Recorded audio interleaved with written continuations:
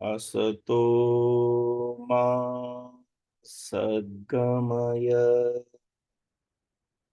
तमसो मा ज्योतिर्गमय मृत्योर्मामृतं गमय। ओम शांति शांति शांति। ओम सभी को सादर नमस्ते। आप सभी का सरल योग से ईश्वर साक्षात्कार योग दर्शन पाठशाला में हार्दिक स्वागत है। आज हमारी ये तीसरी कक्षा है। विगत दिवस हम साधनों से साधना में सफलता कैसे मिले इस बिंदु पर विचार कर रहे थे। हमारी सारी चर्चा का मूल केंद्र यही बिंदु रहा कि बिना साधनों के साधना में सफलता किसी को भी नहीं मिल सकती। जब व्यक्ति साधनों को अच्छे से जानेगा और फिर उनका साधना के क्षेत्र में प्रयोग करेगा तभी उसको सफलता मिलेगी। बिना साधनों को जाने उनका साधना के क्षेत्र में प्रयोग किए साधना में सफलता किसी भी साधक को कभी नहीं मिल सकती। इस विचार बिंदु पर कल का हमारा चिंतन और हमारी पाठमाला केंद्रित थी। अब आइए, योग का मूल स्वरूप क्या है इस पर पुस्तक के अंदर से हम इस बिंदु की जो मूल आधारशिला है उस पर विचार करेंगे। योग का मूल क्या है इस पर हमने पीछे भी विचार किया, अब भी हम इस पर विचार करेंगे और आगे भी इस पर विचार होगा। बार बार एक ही चीज पर विचार करने से उस विचार से संबंधित हमारे चित्त के अंदर वो संस्कार रिपीट होते हैं, उनकी पुनरावृत्ति होती है। तो उससे क्या फायदा होता है कि वो संस्कार हमारे चित्त में अधिक हावी होता है और हमें चित्त के अंदर कौन से संस्कारों को अधिक हावी करना है अपने ऊपर, कौन से संस्कार अधिक होने चाहिए हमारे चित्त में, जो हमें जीवन के अंदर चाहिए। क्या चाहिए? हमें साधना चाहिए। हमें क्या चाहिए? हमें ईश्वर चाहिए। हमें क्या चाहिए? हमें शांति चाहिए। हमें क्या चाहिए? हमें जीवन के अंदर सुख चाहिए। सुख चाहिए, और वो कैसा सुख चाहिए? सांसारिक सुख तो चाहिए ही चाहिए। सांसारिक सुख तो चाहिए ही चाहिए। सांसारिक सुख के साथ साथ में हमें आध्यात्मिक सुख, हमें आत्मा का सुख, हमें परमात्मा का सुख, हमें वो शाश्वत सुख भी पाना है इसी शरीर से, इसी जीवन में। क्योंकि जो कुछ संसार के अंदर पाने योग्य है उसकी प्राप्ति का जो माध्यम धरा पर है वो केवल मानव शरीर है, केवल मानव शरीर है और कोई दूसरा मार्ग नहीं है मनुष्य शरीर के अतिरिक्त शाश्वत सुख को पाने का और सांसारिक सुखों को पाने का, अपने आप को जानने का और विश्व को विधाता ईश्वर की इस दिव्य महान रचना को समझने का। तो इसलिए हम क्या करेंगे, उन संस्कारों को अधिक बनाएंगे, उन बातों को अधिक दोहराएंगे, उन विषयों को बार बार अपने चिंतन में लाएंगे जिनके माध्यम से हमारा जो लक्ष्य है वो हमारे सामने हमेशा बना रहे। हमारा जो लक्ष्य है, हमारा जो टारगेट है, हमारा जो गोल है, जो हमारा एम है वो हमेशा हमारे सामने, हमारे केंद्र में रहे, वो विस्मृत न हो पाए। जितना विद्यार्थी के माइंड में उसका लक्ष्य रहता है, उसका गोल रहता है, वो अपने टारगेट को उसी प्रकार से फॉलो करता है। उसी प्रकार से उस पर चलता है। इसलिए हमारा जो उद्देश्य है वो हमारे सामने सदैव बना रहना चाहिए, और उद्देश्य को हमेशा अपने सामने बनाए रखने के लिए हमारे सामने आलंबन होने चाहिए। यदि आलंबन हमारे आसपास नहीं है तो हम आलंबन खड़े करें, हम अपने आसपास आलंबन ऐसे खड़े कर दें। आलंबन कैसे खड़े करते हैं? जैसे आप नोटिस बोर्ड पर चिट्ठी में लिखकर कुछ चिपका देते हैं ना, ये क्या तरीका है? ये आलंबन खड़ा करने का तरीका है। ये आपने अपने सामने आलंबन खड़ा कर दिया है, ये एक तरीका है। तो क्या करेंगे कि आपने जो आज का टारगेट सुबह सुबह बना लिया है, जीवन का टारगेट जो बनाया है, उसी जीवन के टारगेट की ओर ले जाने वाला जो आलम्बन है, वो आलम्बन आपको अपने आसपास पैदा करना है। उसके कई तरीके हैं। यदि एक ही घर के अंदर पति और पत्नी दोनों का लक्ष्य एक है, मुख्य जीवन का लक्ष्य वैसे तो मनुष्य मात्र का एक ही लक्ष्य है, लेकिन कई बार योग संयोग जोड़ा ऐसा मिल जाता है पति और पत्नी का, उसमें दोनों की दिशा भिन्न भिन्न होती है, एक पूरब को और दूसरा पश्चिम को। लेकिन कई जगह ऐसा भी होता है कि बड़े सौभाग्यशाली वो पति पत्नी, वो स्त्री पुरुष रहते हैं जिन दोनों का ही लक्ष्य एक होता है, पत्नी भी पूरब में और पति भी पूरब में, और वो दोनों पूरब में चलने वाले अपने बच्चों को भी पूरब में लेकर चलते हैं। क्योंकि बच्चे वही करते हैं जो माँ बाप करते हैं, जो माँ बाप के जीवन में देखते हैं, उनके आचरण व्यवहार में बच्चे भी वैसे ही बनते हैं। इसलिए यदि ऐसा हो जाए कि पति पत्नी की दोनों की दिशा एक हो और बच्चों की भी दिशा एक हो, फिर तो आनंद आ गया, फिर तो वो घर स्वर्ग बन गया, फिर तो वो घर योगियों का परिवार बन गया। ये समझो, योगाभ्यासियों का परिवार बन गया कि बेटा भी उस चीज के लिए उत्सुक है, बेटी भी उस चीज के लिए उत्सुक है, और दादा दादी भी उस चीज के लिए उत्सुक हैं, और पति पत्नी माता पिता भी उस चीज के लिए उत्सुक हैं। तो फिर तो आलम्बन जगह जगह हो गया। बस घर के उन सदस्यों को सत्संग करके एक जगह बैठ करके मनुष्य जीवन के लक्ष्य को केंद्र में रखकर एक दूसरे का आलम्बन, एक दूसरे को बनाना है। ये योजना बनाने से घर के अंदर व्यवस्था बनेगी। लेकिन कई जगह यदि दोनों में से पति और पत्नी दोनों की एक धारा न हो, एक दिशा न हो, साधना में दोनों का एक स्तर न हो, आगे पीछे हो, तब भी एक दूसरे के विरोधी न बने, एक दूसरे के सहायक और सहयोगी बने, तभी घर में सुख शांति रहेगी। जिस घर में सुख शांति रहेगी, उसी घर के साधक, उसी घर के मनुष्य साधना के अंदर अधिक सफलता प्राप्त करेंगे। जो एक को देख करके दूसरा उसकी मदद मदद करेंगे, एक को देख करके दूसरा उसका सहायक बनेगा। वो कैसे? तो घर में यदि इस प्रकार से हैं सब, तो एक दूसरे का आलम्बन बन जाएंगे। वो साधनों का, जैसे यमों का पालन कर रहा है, अहिंसा का पालन कर रहा है, वो सत्य का पालन कर रहा है, वो इसका पालन कर रहा है, वो इसका पालन कर रहा है, शाम को बैठ करके सब अपना अपना अनुभव सुनाएंगे। आज मैंने सत्य का पालन किया, कैसे कैसे किया, कहाँ त्रुटि हुई, तो वो बताएगा, तो दूसरों के ध्यान में भी वो बात आएगी। दूसरा अपना अहिंसा का अनुभव सुनाएगा।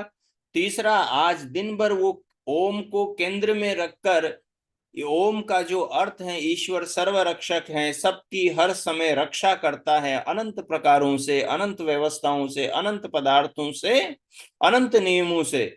एक ने उस पर आज ध्यान किया, दिन में वो भाव बनाए रखा, व्यवहार में काम करते करते भी अंतर मन के अंदर वो जागरूकता बनाए रखी, तो वो भी शाम को अपना अनुभव सुनाएगा। तो इस प्रकार से जब घर के सारे साधक, सारे घर के सदस्य मिलकर शाम को घंटे, आधे घंटे की, 15-20 मिनट की सत्संग करें, उसके अंदर किसी के हाथ में फोन न हो, कोई इधर उधर की बातचीत न कर रहा हो, सबके फोन साइलेंट मोड पर हो, डोंट डिस्टर्ब हो, और फिर वो सब फोन ऑन हटा करके फिर बैठ करके आराम से सत्संग करें, बातचीत करें। तो एक तो ये तरीका है एक दूसरे का आलंबन बनने का। जो एक दिन बात बताएगा, बेटे का ये विषय बना हुआ है, उसने इस विषय पर, योग के इस अंग पर अभ्यास किया, बेटी ने इस पर अभ्यास किया, पिता ने इस पर अभ्यास किया, माँ ने इस पर अभ्यास किया, दादा दादी ने इस पर अभ्यास किया, चाचा ताऊ ने इस पर अभ्यास किया। ठीक है, इस प्रकार से जब अपने अपने अनुभवों को सुनाएंगे तो वो अनुभव संस्कार बनकर सबके दिमाग में जाएंगे कि कल भैया ने ये सुनाया था, दीदी ने ये सुनाया था, कल पिताजी माताजी ने ये सुनाया था, पत्नी सोचेगी कल पतिदेव ने ये बताया था, पतिदेव देखेंगे पत्नी ने ये बताया था, और दादा दादी देखेंगे कि मेरे बच्चे भी देखो कैसी राह पर चल रहे हैं, तो कल इन्होंने ये बताया था। घर का वातावरण स्वर्ग जैसा, आनंद जैसा हो जाएगा। एक दूसरे की सब मदद करेंगे, और योग के जो सिद्धांत हैं वो परिवार में, आचरण में, लोगों के व्यवहार में आएंगे। सब ओर से सपोर्ट और सब ओर से सहयोग मिलेंगे, तो एक साथ सबकी गति होगी, साधना की दिशा में सबकी उन्नति होगी। वातावरण अपने आसपास ऐसा बनाने की अत्यंत आवश्यकता है, अत्यंत आवश्यकता है। ऐसा वातावरण बनेगा तो एक दूसरा व्यक्ति एक दूसरे का आलंबन बन जाएगा। एक दिन जो अनुभव सबने सुनाए वो अनुभव सबके मन में चले जाएंगे। दूसरे दिन जब सुबह जागेंगे और एक दूसरे को देखेंगे तो रात किसने क्या क्या सुनाया था वो सबके दिमाग के अंदर वो स्मृति ऊपर आ जाएगी। सबके दिमाग में वो बात आएगी, जिसने जो सुनाया था उसके भी मन में आएगी, जिन्होंने जो सुना था उनके भी मन में आएगी, और फिर वहीं से काम आरंभ हो जाएगा। तो इस प्रकार से घर के अंदर भी एक साधनामय माहौल आप बना सकते हैं। जब चीजों की चर्चा आप तत्व से करेंगे, मूल से करेंगे, आधार से करेंगे, नींव से करेंगे, तो एक ही बात पाएंगे आप, जो हमारे पूर्वजों ने जीवन का सार निकाला है कि वस्तु तत्व वास्तु में क्या है, अंततो गत्वा परमात्मा ही जीवन का लक्ष्य है। अंततो गत्वा शाश्वत सुख, जो अपरिवर्तनशील सुख है, वो सुख ही मोक्ष का, मुक्ति का, आत्मा का, कैवल्य का जो सुख है, अपवर्ग का जो निर्वाण का सुख है, वही वास्तव में प्रत्येक मनुष्य के जीवन का सुख है, प्रत्येक मनुष्य के जीवन का सुख है। तो जब सबके दिमाग में ये बात बैठ जाएगी, लेकिन हमें सांसारिक कार्य भी करना है, हमें व्यवसाय भी करना है, व्यापार भी करना है, मेहनत भी करनी है, मजदूरी भी करना है, हमें पढ़ाई भी करनी है, काम सारे करने हैं, झाड़ू पोछे का काम भी करना है, चूल्हा चौकी का काम भी करना है, लत्ते कपड़े धोने का भी काम करना है, जो भी जीवन से जुड़े काम है, बड़े छोटों के प्रति जो एक दूसरे का दायित्व है उस वो भी निर्वहन करना है। काम सारे करने हैं, सारे सांसारिक काम करने हैं, लेकिन इन सब सांसारिक कार्यों के साथ साथ जीवन का जो मुख्य लक्ष्य है उस लक्ष्य को छोड़ना नहीं, उस लक्ष्य को भूलना नहीं, उसे कभी विसारना नहीं। तो वो भी अपने दिमाग के अंदर सबके बना रहे, तो फिर देखिए वो घर कैसे स्वर्ग बनता है, वो घर कैसे योग के, साधना के, सत्संग के, अध्यात्म के, ईश्वर के मार्ग पर चलता है, ईश्वर के मार्ग पर चलता है। तो इस प्रकार का यदि परिवार में वातावरण बना लिया जाए तो आपको सब ओर से सपोर्ट मिलेगा। और इस वातावरण का आपको क्या फायदा होगा, जिसकी मैं शुरुआत में बात कर रहा था, कि आपके अंदर बार बार संस्कार बनेंगे। कौन से संस्कार बनेंगे? मुक्ति की ओर ले जाने वाले, अपने लक्ष्य से जोड़कर रखने वाले, टारगेट की ओर फोकस दिला कराने वाले, अपने ध्यान को उद्देश्य लक्ष्य की ओर बार बार स्मरण कराने वाले। आलंबन परिवार में एक दूसरे का बन जाएगा, एक दूसरा एक दूसरे का बन जाएगा। इसलिए ऐसे संस्कार, ऐसा घर का माहौल साधना में सफलता का आधार बनेगा, नींव का पत्थर बनेगा। तो इस पर जितने भी साधक लोग हैं वो इस प्रकार इस पर विचार करें, एक दूसरे का सहयोग लेकर घर में ऐसा वातावरण बनाएं। अब हम बात कर रहे थे कि योग का मूल क्या है, योग का जन्म कहाँ से हुआ, योग को किसने उत्पन्न किया। तो साधारण रूप में तो सभी साधक इस बात को जानते हैं कि योग के मंत्र का जो मूल उपदेश करता है वो तो परमपिता परमात्मा है और उनकी योग विद्या है। तो यही बात यहां पर भी पुस्तक में भी है कि योग का सबसे पहला जो बीज है वो बीज हम वेद संहिताओं को पाते हैं। वेद संहिताओं में योग का बीज मिलता है। योग संहिताओं के अंदर ही वेद का बीज छिपा हुआ है। योग का, साधना का, आत्मा के, परमात्मा के स्वरूप का, प्रकृति के स्वरूप का, सांसारिक सभी व्यवस्थाओं का, धर्म का, अधर्म का, न्याय का, नीति का, आचरण का, समस्त 16 संस्कारों का, सब कुछ जो भी है जिससे मानव का महानिर्माण होता है, उसका जो मूल है वो मूल वेद संहिताएं हैं, वेदों के मंत्र हैं, वो परमात्मा की अपौरुषीय वाणी है। वहां हम इसे उपासना और ज्ञान के रूप में वर्णन हुआ देखते हैं। योग को उपासना और ज्ञान के रूप में वेद के अंदर वर्णन हुआ हम देखते हैं, यानी हम पढ़ते हैं। जहां वहां उपासना और परमात्मा के ध्यान की बात आती है, परमात्मा के भजन सत्संग और परमात्मा के आदेश के पालन की बात आती है, वो बात वस्तुतः योग की है।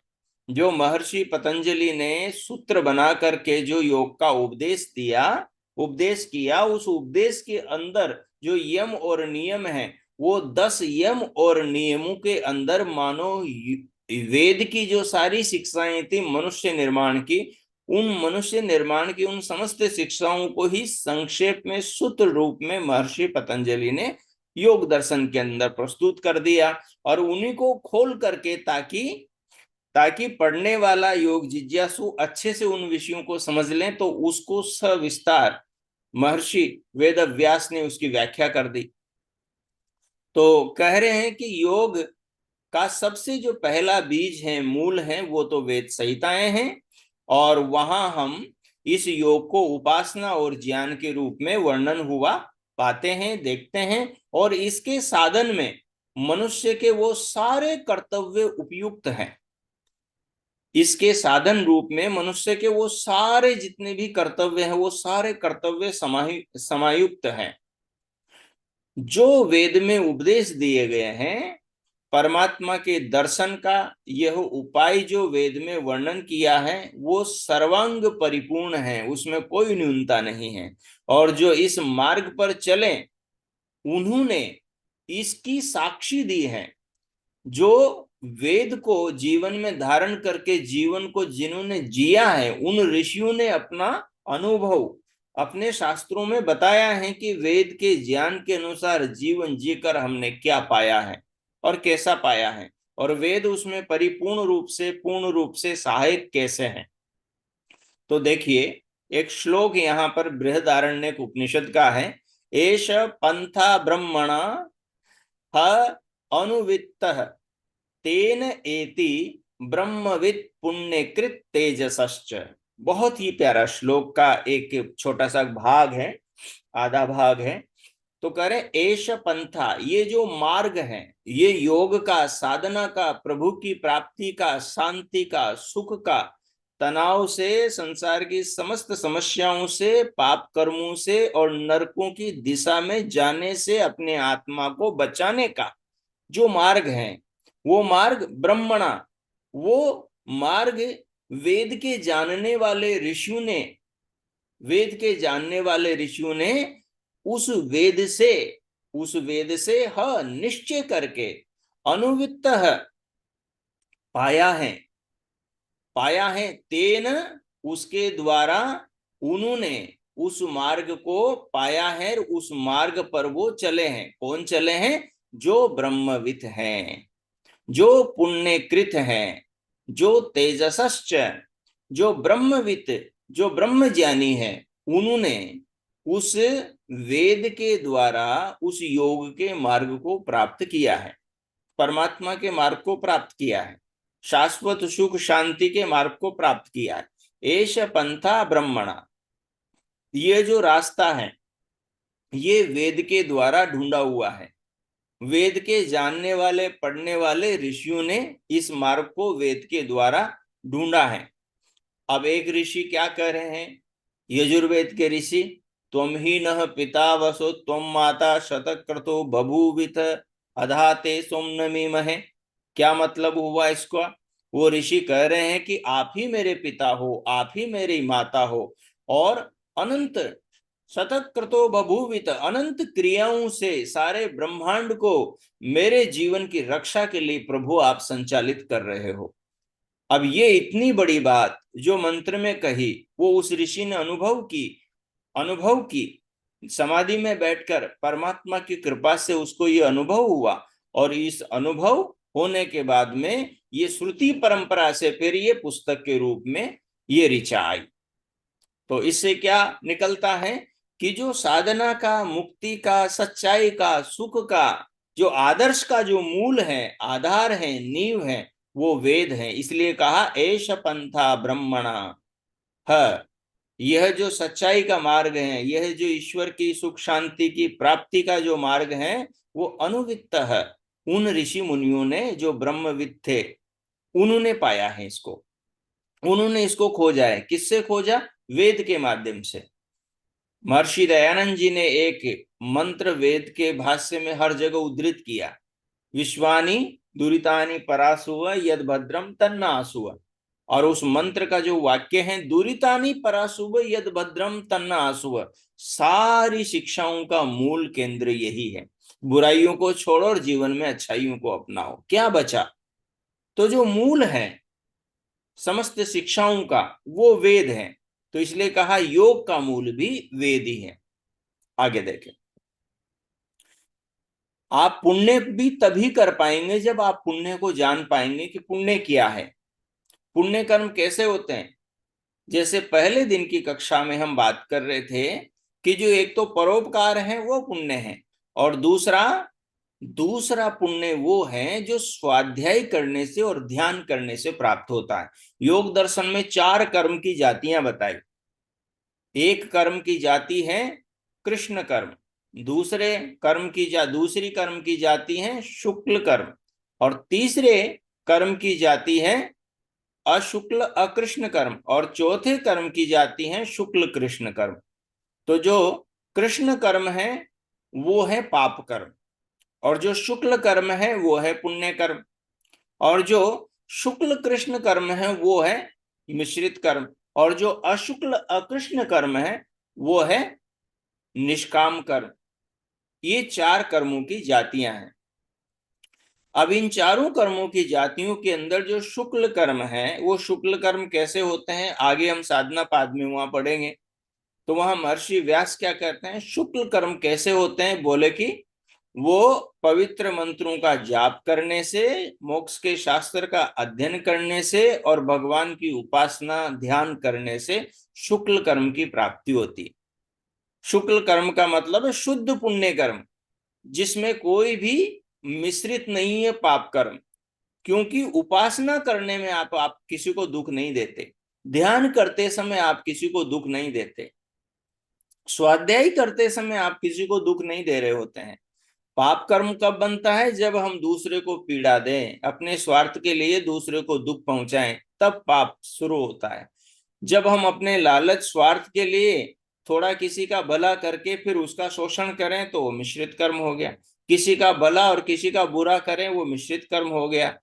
हम अपनी चालाकी को ध्यान में रखकर कुछ ऐसा काम करें जिसमें समाज का कुछ तो हित हो रहा है, लेकिन साथ साथ में अपना प्रयोजन भी सिद्ध कर रहे हैं, तो वहां पर भी दोनों हो गए, तो मिश्रित कर्म हो गया।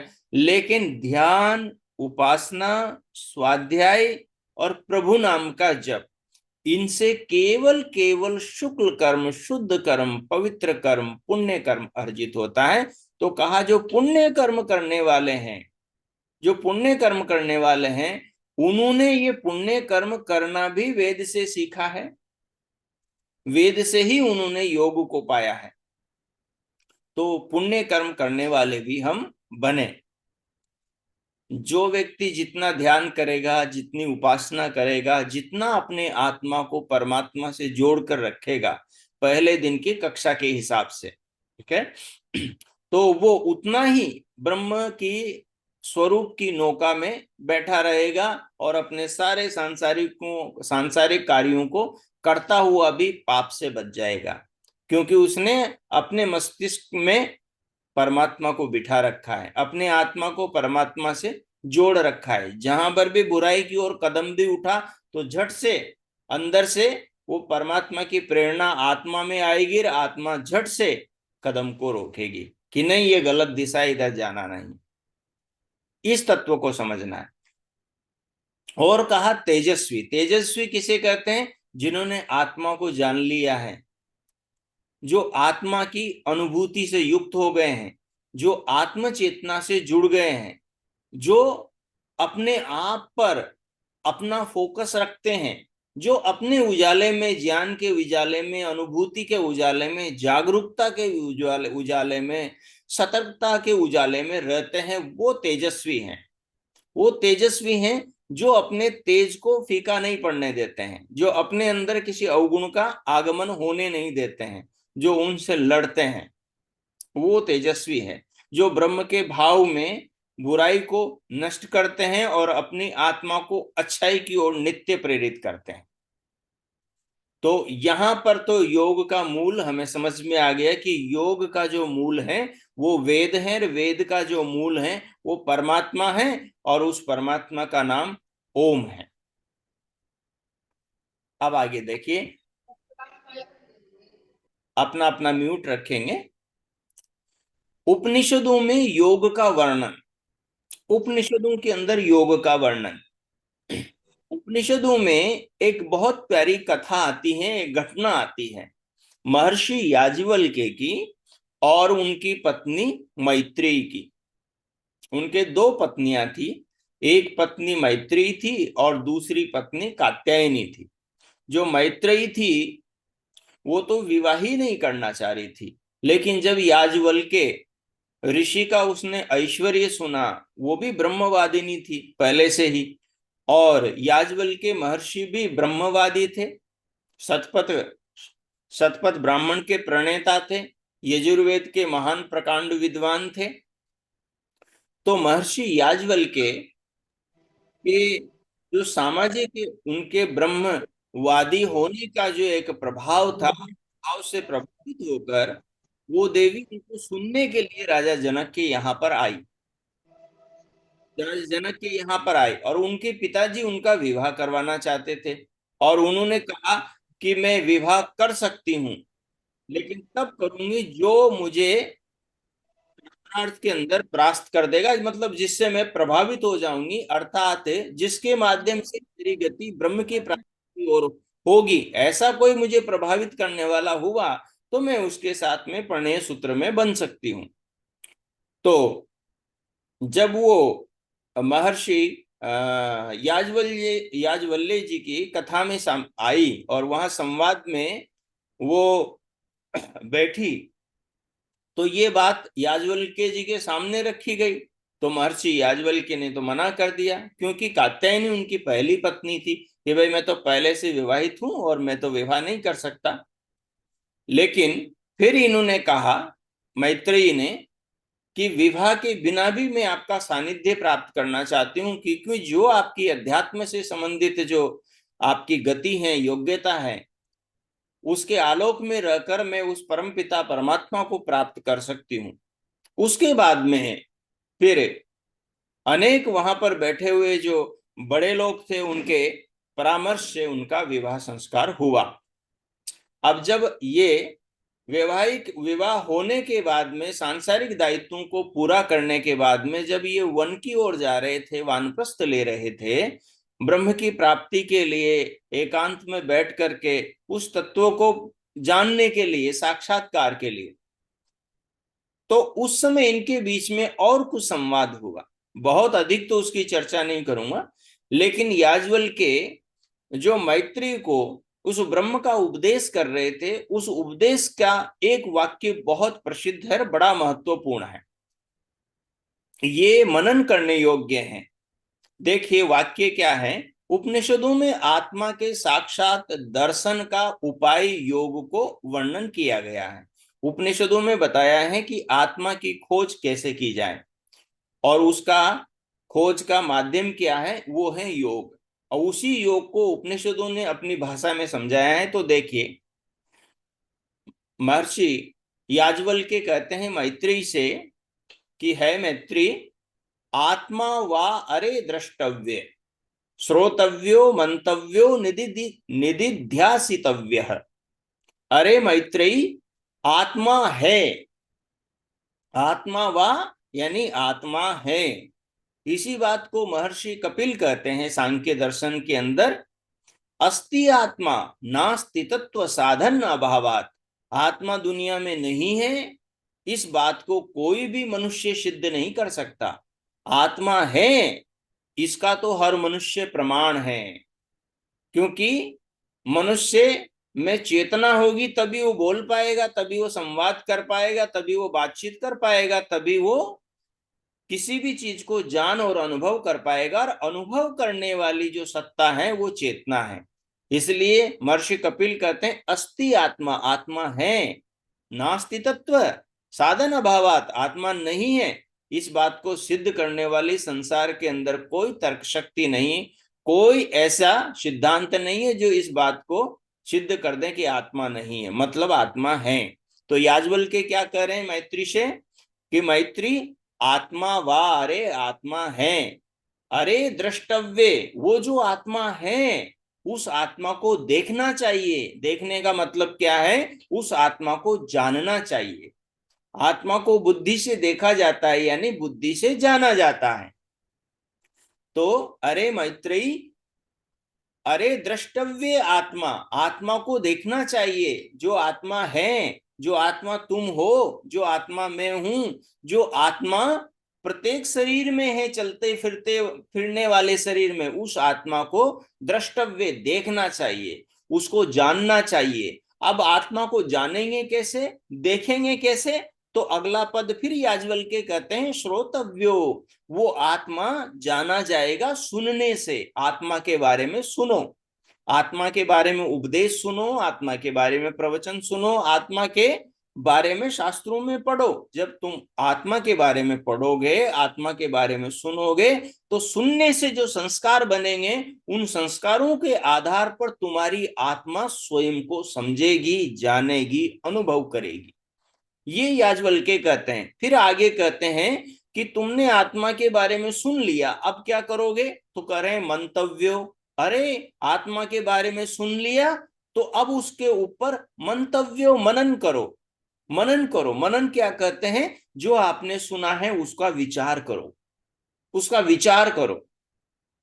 और विचार करने के बाद में फिर मुनि याज्ञवल्क्य कहते हैं निदिध्यासितव्य है। अरे जो तुमने विचारा है, विचारा है, समझा है, अब उसका ध्यान करो। निदिध्यासन का मतलब योग में ध्यान होता है, तो निदिध्यासन का मतलब है ध्यान। तो मैत्री से कहते हैं याज्ञवल्क्य की है मैत्री, वो आत्मा है, जो आत्मा है तुम्हारे अंदर, तुम जो आत्मा हो, मेरे अंदर मैं जो आत्मा हूं, उस आत्मा के बारे में हमें सुनना, उस आत्मा को जानना चाहिए। और उसे जानने के लिए उसके बारे में हमें विद्वानों से सुनना चाहिए कि आत्मा कैसा है। और विद्वानों से सुनने के बाद में मंतव्य, उसका सुने हुए ज्ञान का, जो आत्मा के बारे में सुना, उसका मनन करना चाहिए। और अच्छे से मनन करने के बाद, चिंतन करने के बाद में फिर एकांत में बैठ करके उस पर ध्यान करना चाहिए, ध्यान करना चाहिए।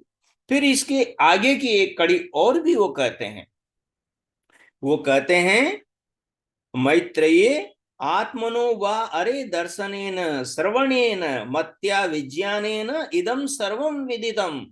बोले अरे मैत्रेयी, उस आत्मा के बारे में, उस आत्मा के बारे में दर्शनेन, उसको जानने से, दर्शनेन यानी उसको जान लेने से, उसको देख लेने से, श्रवणेन उसके बारे में सुनने से, मत्या उसके बारे में मनन करने से, और निदिध्यासन उसके बारे में आत्मा के सुने हुए ज्ञान को आधार बनाकर आत्मा का ध्यान करने से, विज्ञानेन जो ध्यान से जो ज्ञान मिलता है, उस ज्ञान से इदम सर्वम विदितम, जो भी संसार में है वो सब जान लिया जाता है।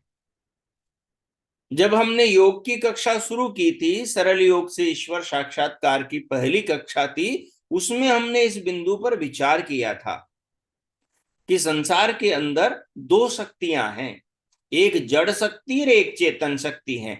चेतन शक्ति एक तो विभु परमात्मा है और दूसरी अनंत आत्माएं हैं, और एक जड़ शक्ति प्रकृति है। तो ये दो शक्तियां हैं, चेतन शक्ति जिसको मुनि कपिल ने सांख्य शास्त्र के अंदर पुरुष कहा, वहां पर उन्होंने पुरुष कहा, पुरुष पद के अंदर उन्होंने अनंत आत्माओं को भी गिन लिया, ले लिया, और उन्होंने विभु परमात्मा को भी उसी में गिन लिया। तो ये जो पुरुष हैं ये चेतन शक्ति है, और जो जड़ है प्रकृति है वो जड़ शक्ति है। तो जब आत्मा को जान लेता है, विद्वानों को सुनकर, शास्त्रों को सुनकर, उसका मनन करके, उसका ध्यान करके आत्मा को जान लेता है, तो दूसरी शक्ति जो जड़ शक्ति है वो शक्ति उसके सामने खुल जाती है, अनावृत हो जाती है, उसको स्पष्ट हो जाती है, क्लियर हो जाती है। ये बात है। और आत्मा की जानने के लिए दर्शनों के अंदर भी पर्याप्त साधन मिलते हैं, पर्याप्त दर्शनों के अंदर भी संकेत मिलते हैं। महर्षि कणाद मुनि वैशेषिक शास्त्र में आत्मा को जानने का तरीका बताते हैं। आत्मा कैसा है, आत्मा के लक्षण क्या है, आत्मा के चिन्ह क्या है, आत्मा के लिंग क्या है, वो वहां पर चर्चा करते हुए बताते हैं। बोले प्राण अपान निमेष उन्मेष जीवन मनोगति इंद्रियांतर विकार सुख दुख इच्छा द्वेष ज्ञानात्मनो और प्रयत्नाश्च आत्म आत्म प्रयत्नाश्च, हाँ प्रयत्न आत्मा के लिंग है, प्रयत्नाश्च आत्मनो लिंगानी। तो कितनी चीजें होंगी? बोले जहां आत्मा होगी वहां प्राण अपान होगा, प्राण आएगा और भीतर से अपान बाहर निकलेगा। जिस शरीर में आत्मा होगी, आत्मा ही शरीर के अंदर बाहर से प्राण खींचेगा और भीतर से अपान को बाहर निकालेगा, श्वास लेगा और प्रश्वास को बाहर निकालेगा। आत्मा होगा, उस शरीर के अंदर श्वास आएगा और श्वास बाहर निकलेगा, और इसके हम सब साक्षी हैं। ये सब हमारे अनुभव की बात है, ये कोई अलग बात नहीं है। अच्छा, दूसरी बात वो आगे क्या कहते हैं? बोले निमेष और उन्मेष। निमेष और उन्मेष का मतलब होता है आंखों का खुलना और बंद होना। आंखों का खुलना और बंद होना भी उसी शरीर में होगा जिसमें आत्मा बैठा होगा। आत्मा बैठा होगा, उसी शरीर की आंखें खुलेगी और आंखें बंद होगी। आंखों का निमेष उन्मेष, बंद होना और खुलना उसी शरीर में होगा। तो ये भी हमारे सबके अनुभव की बात है।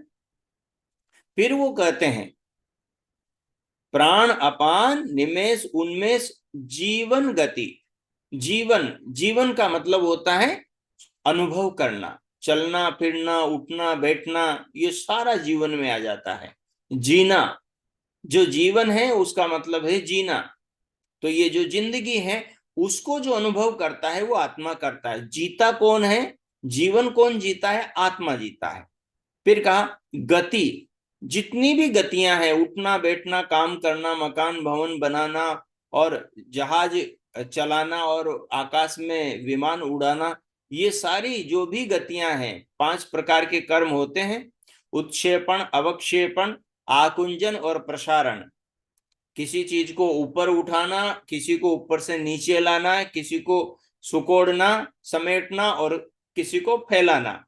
ठीक है, ऊपर उठाना उत्क्षेपण, नीचे गिराना अवक्षेपण और फैलाना प्रसारण और सुकोड़ना संकुचन। और एक है गति जिसके अंदर आड़ी टेढ़ी मेढ़ी जो भी क्रियाएं हैं वो सारी आ जाती हैं। तो ये पांचों कर्म कौन करता है? शरीर में बैठा आत्मा शरीर के माध्यम से करता है। तो जो शरीर क्रियाएं कर रहा है उस शरीर में आत्मा है। फिर कहा इंद्रियांतर विकार। इंद्रियांतर विकार होता है आंख से देखा और मुंह से बोल रहा है, सामने ये चीज रखी, इसको इंद्रियांतर विकार कहते हैं। कान से सुना और हाथ से उठा रहा है। सुना तो श्रवण इंद्रिय से और उठा चीज को कर्म इंद्रिय हस्त से रहा है, और देखा तो नेत्र इंद्रिय से और बोल वाणी से रहा है। तो ये इंद्रियांतर विकार, ये जिस शरीर में आत्मा होगा उसी शरीर के अंदर ये इंद्रियांतर विकार देखने को मिलेगा। तो ये जो कर रहा है, कान से सुनकर वाणी से बोल रहा है, आंख से देखकर मुंह से बोल रहा है, ये आत्मा ही कर रहा है। तो मुनि कणाद कहते हैं कि ये घटना ही जहां घट रही है, ये लक्षण जहां पर घट रहे हैं, ये चिन्ह चिन्ह जहां पर घट रहे हैं, वहां आत्मा बैठा हुआ है अंदर, वहां आत्म तत्व है, वहां आत्म चेतना है। फिर वो आगे बढ़कर कहते हैं कि सुख दुख इच्छा द्वेष और प्रयत्न, जो सुख का अनुभव कर रहा है अनुकूलता में, वो आत्मा है। जो प्रतिकूलता में दुख का अनुभव कर रहा है, वो आत्मा है। और जो इच्छा कर रहा है अच्छी चीजों का और बुराई से बचने का या दुख से बचने का, वहां आत्मा है। और जो द्वेष कर रहा है, बुरी चीजों से दूर रहने का प्रयत्न कर रहा है, वो आत्मा है। और कहा प्रयत्न जो शरीर में क्रिया कर रहा है, वो आत्मा है। जो मुट्ठी को बीच रहा और खोल रहा है, जो गर्दन को घुमा रहा है, वो आत्मा है। तो ये तो सबका अनुभव है। इसलिए महर्षि कपिल क्या करे, अस्ति आत्मा नास्ति तत्व साधन अभावात, आत्मा है नहीं है, इस बात को दुनिया में कोई सिद्ध नहीं कर सकता। ये तो बहुत सरल है। दर्शन वही बात कहता है जो हमारे जीवन में घट रहा हो, जो हमारे जीवन में चल रहा हो, उसी चीज को दर्शन कहता है। और हम इस चीज को अनुभव कर रहे हैं। इसी बात को गौतम भी कहते हैं महर्षि गौतम भी कहते हैं, इच्छा द्वेष प्रयत्न सुख दुख, इच्छा द्वेष प्रयत्न सुख दुख ज्ञानात्मनो लिंगम इति। इच्छा जिस शरीर में है, द्वेष जिस शरीर में है, सुख दुख जिस शरीर में है, और प्रयत्न क्रिया जिस शरीर में है। और एक बात नई विशेष यहां ये बताई कि ज्ञान का अनुभव जिस शरीर में हो रहा है, वो शरीर में आत्मा है। आत्मा ही अनुभव करता है। आप उंगली डालते हो पानी के अंदर, तो आप बताते हो ये पानी ठंडा है, ये गर्म है। आप किसी सब्जी को या किसी चीज को चखते हो तो बताते हो इसमें नमक कम है, इसमें ज्यादा है, इसमें मिर्ची है कि नहीं है। ये जो जानने वाला है, यही आत्मा है। अब जब मुनि याज्ञवल्क्य कह रहे हैं मैत्री से अपनी धर्म पत्नी से कि देवी, इसलिए आत्मा के बारे में पहले तो तुम सुनो। अभी सुन रहे हो ना आप लोग, तो यही बात कह रहे हैं अपनी पत्नी से कि देवी पहले आत्मा के बारे में तुम सुनो। जो आत्मा है, आत्मा तो है, नहीं होती तो कोई कहता कैसे कि आत्मा है, नहीं होती तो उसकी चर्चा ही नहीं चलती, वो बात ही नहीं आती, उसका जिक्र ही नहीं होता। तो वो चीज है, इसलिए उसका जिक्र हो रहा है, उसकी चर्चा चल रही है, उसके बारे में बातचीत हो रही है। तो इसलिए कहा अस्ति आत्मा, आत्मा है। अब उसके बाद में कहते हैं आत्मा है, तो बोले उसके बारे में सुनो, उसके बारे में जानो कि आत्मा क्या है। जब आत्मा के बारे में सुनेंगे, जानेंगे कि आत्मा क्या है, तो उसके बारे में फिर के जानने के बाद में अब उसका मंतव्य मनन करो।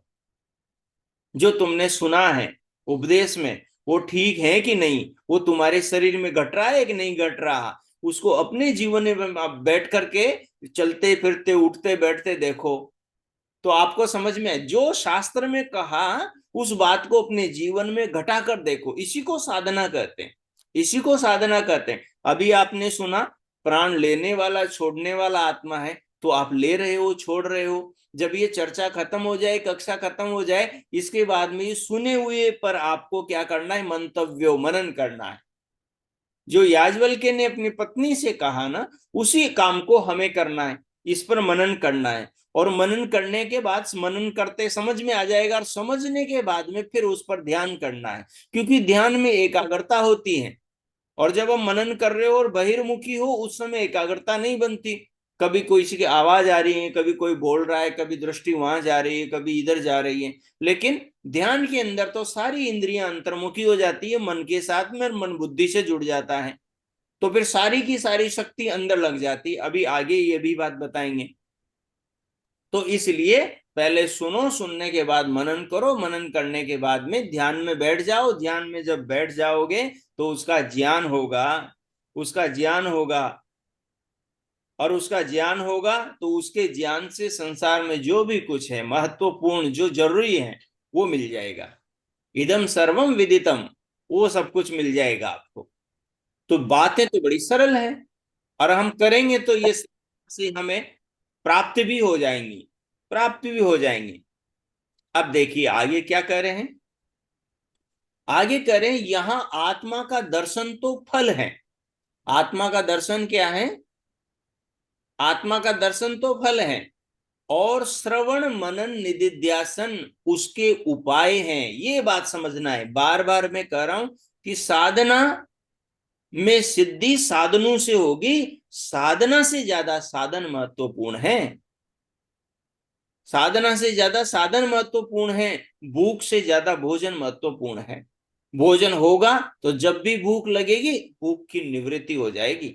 अगर साधन हमारे पास में होंगे तो हम अपनी समस्या का समाधान कर लेंगे। और साधन क्या है? योग के अंग, अष्टांग योग के अंग। यम नियम है, यम नियम है, और बाकी साधन है।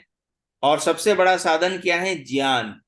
वेद का ज्ञान, उपनिषद का ज्ञान, दर्शनों का ज्ञान, ये प्रवचन, ये उपदेश, ये सब क्या है? साधन है। और इन साधनों पर आपको काम करना है। इसलिए क्या कह रहे हैं कि आत्मा का दर्शन तो फल है, आत्मा की अनुभूति तो फल है, आत्मा का साक्षात्कार तो, ईश्वर का साक्षात्कार तो फल है। और उसके लिए जो उपाय हैं, श्रवण है, मनन है, निदिध्यासन है, यही परमात्मा के ज्ञान में भी आप जोड़ लेना। ये आत्मा को इसलिए केंद्र में ले रहे हैं क्योंकि आत्मा चेतन है, परमात्मा भी चेतन है, और बिना आत्मा को जाने परमात्मा कभी जानने में नहीं आता। इसलिए मूल क्या है? आत्मा है। पहले आत्मा जानने में आएगा, क्योंकि आत्मा हम स्वयं है, हम शरीर में बैठे हुए हैं। तो हम पहले अपने आप को जान लेंगे तो परमात्मा को जानने का द्वार आत्मा की अनुभूति से खुल जाएगा।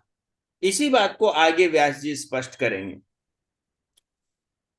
इनमें निदिध्यासन का अर्थ ध्यान है, और ध्यान ही, ध्यान की अंतिम सीमा, अंतिम यानी चरम स्थिति ही समाधि कहलाती है। ध्यान ही आगे जाकर समाधि में परिवर्तित हो जाता है। जिस चीज का आप ध्यान कर रहे हो, चिंतन कर रहे हो, एक ही केंद्र बिंदु से जुड़कर, एक ही विषय से जुड़कर, जब चिंतन करते करते करते करते जब उसका चिंतन पूरा हो जाता है, वो वस्तु अपने स्वरूप को आपके सामने, समाधि के आपके सामने प्रकट कर देती हैं, उसके बाद में चिंतन खत्म हो जाता है और बस उसकी स्वरूप अवस्था आपके अंदर ठहर जाती है। उसी का नाम समाधि है, उसी का नाम समाधि है।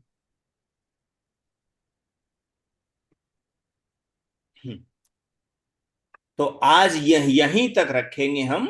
और यदा पंचावतिष्ठन्ते, यहाँ इन श्लोकों के अंदर योग का सरल उपनिषदों के अंदर जो स्वरूप बताया है उसकी चर्चा है, तो उसको हम कल की कक्षा में करेंगे।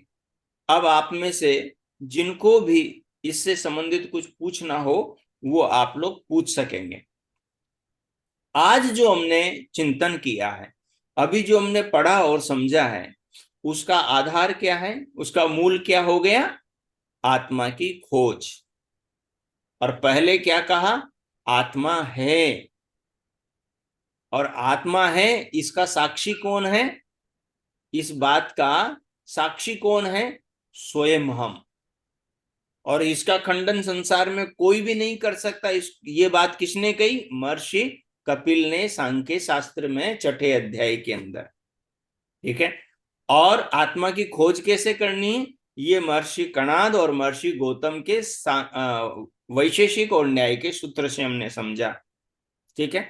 तो अब जो आपने सुना, सुनने के बाद में इसका बिंदु आप बना लेंगे, और बिंदु बना करके इस पर काम शुरू कर देंगे। अब जो सुना, श्रवण कर लिया, अब श्रवण के बाद में इसका मनन आप करके बैठेंगे और मनन करेंगे, और मनन के बाद में फिर इस पर ध्यान करेंगे। तो ये डेली की प्रक्रिया आपको बनाकर रखनी है। और जो प्रथम हमारा जो मुख्य बिंदु था उसको स्मरण रखना है, वो परमात्मा का नाम ओम है। वो भवसागर से पार कराने वाली ब्रह्म नौका है। उस नौका में हम बैठे रहेंगे, यानी परमात्मा के नाम जो ओम है उसका जो अर्थ सर्वरक्षक है, उस सर्वरक्षक परमात्मा के स्वरूप को जीवन में देखते रहेंगे। तो हमारा पूरा जीवन, हमारा मस्तिष्क उस ओम से, परमात्मा से, उसके कार्यों, उसके उपकारों, उसकी व्यवस्था से प्रत्येक क्षण जुड़ा रहेगा। इस प्रकार से हमारी चेतना परमात्मा से शरीर के माध्यम से, सेतु के माध्यम से जुड़ी रहेगी। तो हमारे जीवन के अंदर पाप कर्म घटित नहीं होगा, हम बुराई की ओर नहीं जाएंगे, और हम क्षण क्षण का सदुपयोग करने लगेंगे। और जब ज्ञान पूर्वक आप जीने लगोगे तो वैसे संस्कार बनेंगे, और यही संस्कार शरीर के छूटने के बाद में आत्मा को इन संस्कारों के अनुरूप जो माँ बाप होंगे धरती पर, उन्हीं माँ बाप के गर्भ में ले जाएंगे, और वहां फिर से जन्म होगा, फिर वापस हम इसी योग यात्रा पर निकल पड़ेंगे। जिनकी मुक्ति इस देह से, इस जीवन में नहीं होगी, उनके लिए फिर मुक्ति का द्वार खुल जाएगा। तो इसलिए इस प्रकार से बिंदु बनाकर काम करना है।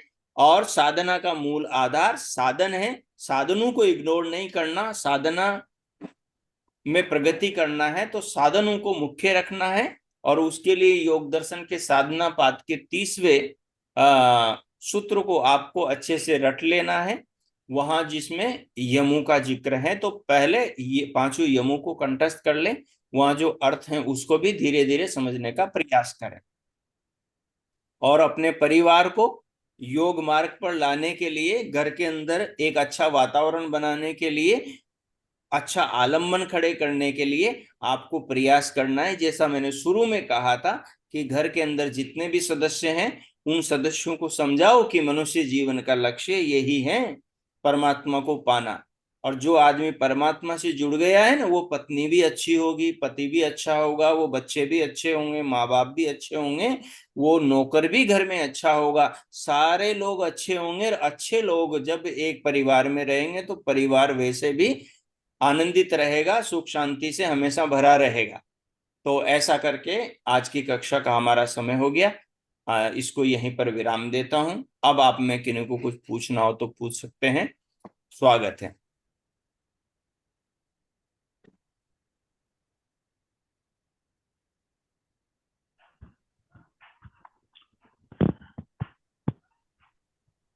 आचार्य जी नमस्ते।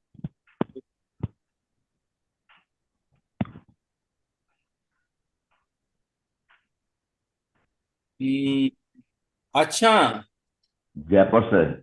सब बोल रहे हैं जयपुर से? अरे वाह। जय हाँ जी, हाँ जी, हाँ जी। माता जी को भी मेरा प्रणाम कहना। माता ठीक जी है जी, ठीक है। हाँ जी।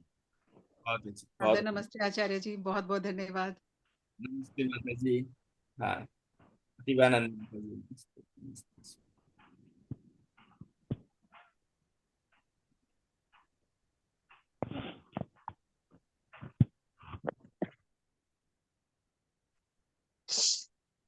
वैसे मुझे नहीं लगता किसी का प्रश्न होगा, क्योंकि बातें इतनी सरल तरीके से हो रही हैं कि आराम से आपके समझ में सब कुछ आ रहा होगा।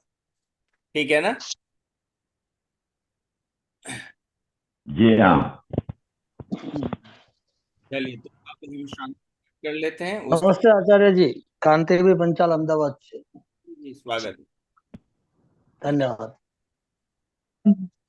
नमस्ते आचार्य जी, वेस्ट बंगाल से सुष्मिता विश्व बोल रहे हैं। बहन, स्वागतम, स्वागतम। हाँ। चलिए शांति पाठ करते हैं। जी हाँ।